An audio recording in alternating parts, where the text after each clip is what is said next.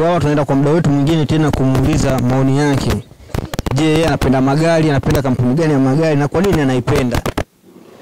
Leo hii lazima tujue ni gari gani sahihi na jepesi kulipata na kulitumia katika mazingira yetu ya nchini kwetu hapa Tanzania. Mambo vipi bro? Poa poa. Peshi na kwaje? Peshi.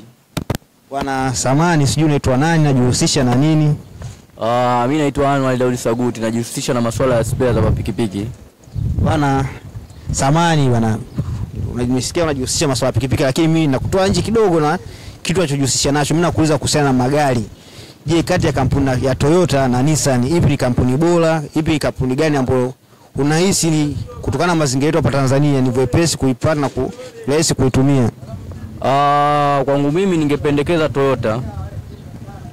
Kwa sababu Toyota upatikanaji wake naona wa spare angalau alhamdulillah sio spare za gharama vile kutokana na hali yetu ya kiuchumi ya Kitanzania.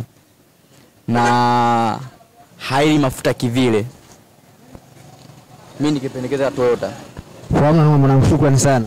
Shukrani sana.